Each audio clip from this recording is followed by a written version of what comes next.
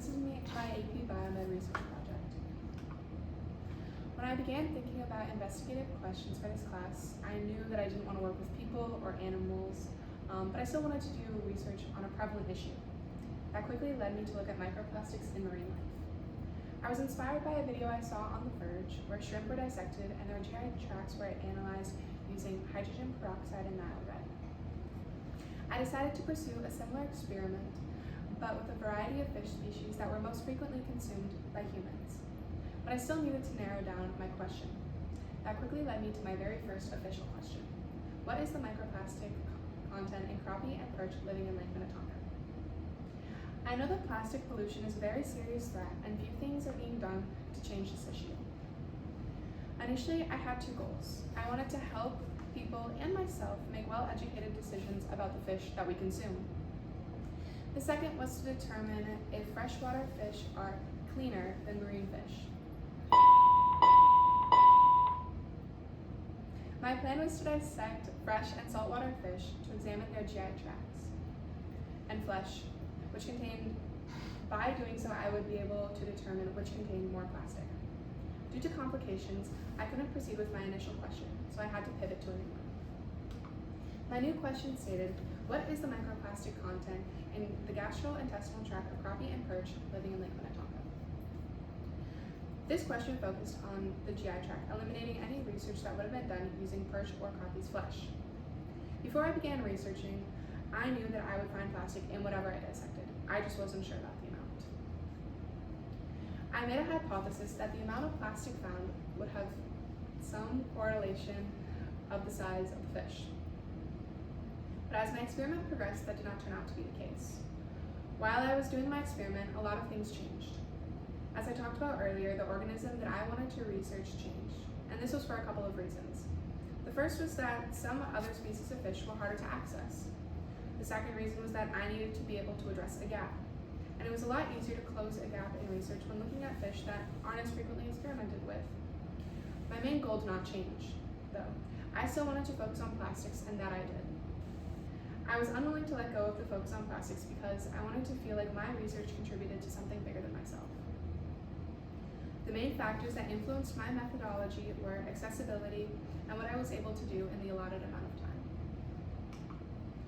My methodology began by obtaining 3 perch and 3 crappie and 6 perch, all from Lake Minnetonka. After my specimens were procured, I started my experiment. All 9 of the fish were dissected in order to remove their GI tract. And as you can see here, I have an image of a perch that I dissected and a crappie that I dissected. Both are missing at the first half of their side. This one has its reproductive organs removed, so the gastrointestinal tract is all that's left, whereas the crappie still has the reproductive organs intact.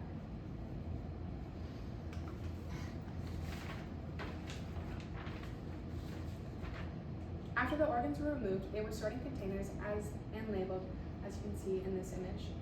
These organs were preserved using alcohol and stored in a freezer kept at -16 Celsius. The organs were then dissected into 4 sections. The stomach and the intestine was divided into 3 separate sections.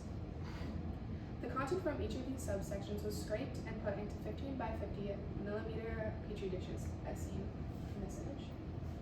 And as you can see, they are labeled corresponding to the content that is within them. The organs and their content were analyzed using a dissection microscope produced by Boreal 2. The image to the right of me and on the left for you was taken while analyzing the first third of perch number 1's intestine after the content had been scraped out. And to the right of that image is one found also in perch number 1 in the second third of its intestine, and this is the content that has been removed from the intestine and placed onto that separate petri dish. After the content and organs were analyzed, the organs were returned to their containers and the organ content was submerged in alcohol and sealed using Therafil. All were returned to the freezer after examination. Following this, the use of alcohol to preserve the organs was taken from each of the containers and put into separate evaporation dishes. These dishes were placed in the fume hood to evaporate. Once dried, the evaporation dish was analyzed using the dissection microscope, and and the plastics found were recorded in a document to compare the number of plastics. So this would be an example of my setup. So that is the dissection microscope and the evaporation dish after it was dried.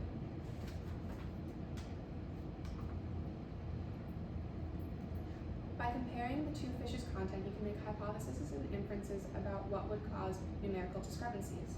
So on this slide, I compared the number of plastics found in crappie stomachs and the number of plastics found in perch stomachs.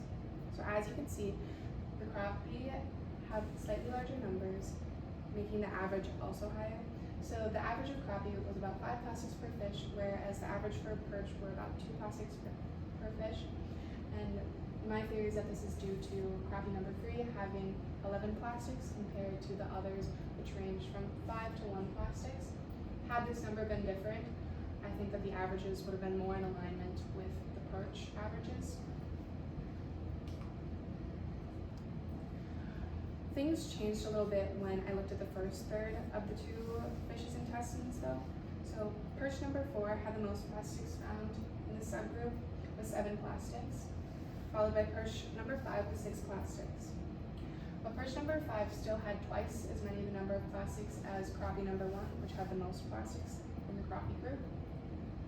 So that was a little bit interesting for me to think about, just because my initial hypothesis was fish with a larger size would have a higher plastic content.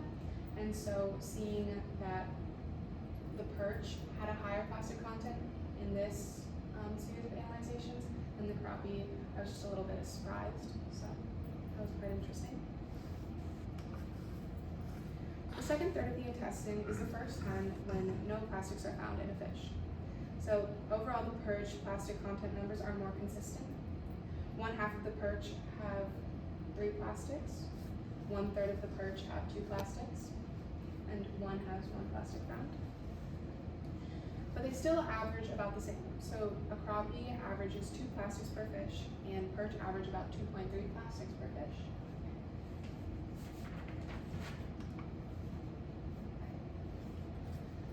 So there's inconsistency in the last third part of the perch intestine when 5 plastics appear for perch number 5, whereas the rest of the perch in this group had numbers ranging from 0 to 2. And just because of my control and the specimens that I was given, I can't really say why this is, but that was just something that kind of, I think, augmented my data, and had it been more in alignment with the others, would have produced a different result.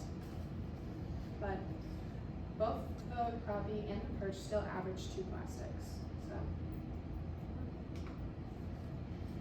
as stated earlier, the alcohol used to preserve the fish's organs was pipetted onto an evaporation dish and left to dry. These two graphs state the number of plastics found on the evaporation dishes. Overall, there is more plastic found on the crappie's evaporation dishes than the perches. But because you aren't really able to read these graphs, I'll talk a little bit about them. So crappie number 1 had the most plastics of 345 found on the dish. Crappie number 2 and 3 both had plastics ranging in the high 200s. So the crappie with the lowest number of plastics was crappie number 2, and the plastic content on that evaporation dish was 249. And then the perch had a wider range of number of plastics. So the highest was 348, held by perch number 6, and the lowest was by perch number 4 with only 61. Half of the perch had plastic content in the hundreds, while the other half had plastic contents ranging anywhere from low 60s to mid 70s. So on average, the crappie just had a higher number of plastics, but some of the perch, like perch number 6, just weren't too far off from those numbers. So these are some data tables that I created in order to better analyze and compare the crappie and the perch and all of the different subsections in which I examined. With this data, it was just a little bit easier for me to make inferences about the two and try and see if there were any correlations where I could have true data to back that up. So as you can see on the number, that was the area in which I found these numbers. These were the numbers of fish. And then at the bottom is the total number of plastics found for each of the fish. So that was also really interesting to see such a variety of numbers. Also, I wasn't surprised. I was very surprised to see how high these numbers were. I just wasn't expecting them to be ranging in like the 300s. Okay.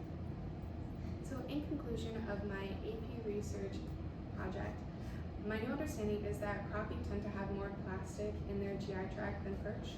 This could be due to the size of the fish, but there are way too many variables and limitations to say that this is the only causation. After conducting this experiment, I know a lot more about plastic and the potential negative effects it can have on us as human beings. For example, when I began my research, I thought that plastic was innately harmful, but after examining pre-existing sources, I learned that what makes plastic potentially harmful is its ability to leach chemicals from one environment and redistribute them to another. This would obviously be very problematic when plastic is in harmful chemicals such as heavy metals, and those heavy metals are leached into the plastic, and then the plastic is, say, consumed by a human being, and the chemicals that are taken from those plastics are then redistributed into our bodies. And after some time, those can build up, which can lead to a number of negative health effects. Some of the limitations that I encountered while experimenting was that experimentation and research is extremely costly. So the original procedure that I wanted to follow required a fluorescence microscope, which was too expensive for us to obtain. And another big limitation to my experiment was that I was kind of figuring things out as I went along, so there were a lot of adjustments mid-experiment. This could have been the reason for some potentially inconsistent data points.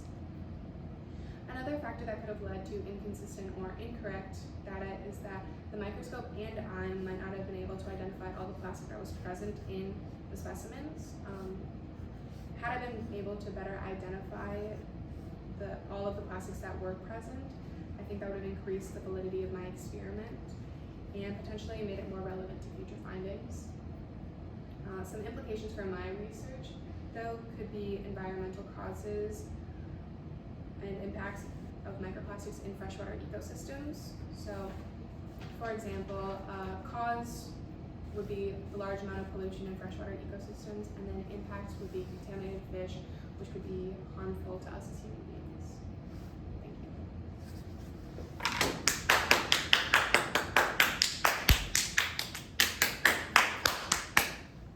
I'll add that soundtrack. Oh, okay. Okay. Some questions.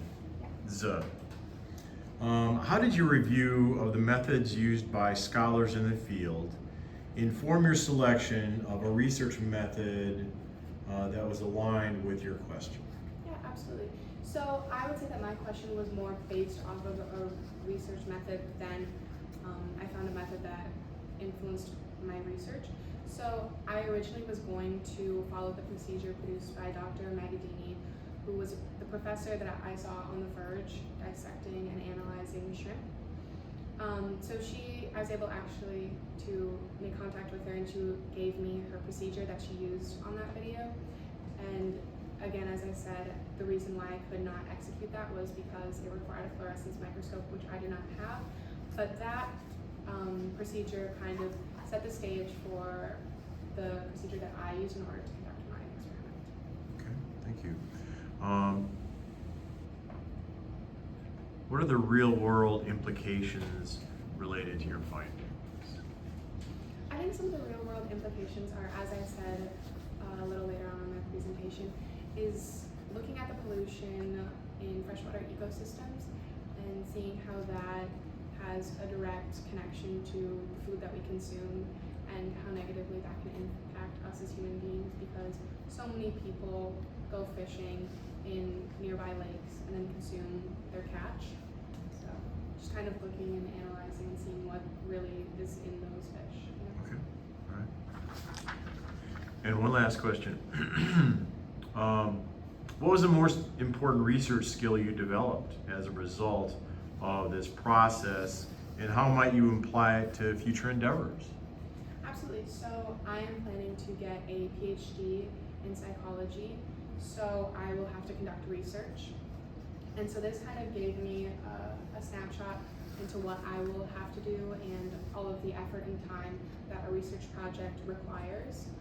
So this kind of just got my feet wet and gave me a little bit of experience into what all of that will look like, how I will form a question, and how I will answer that question. Okay, thank you.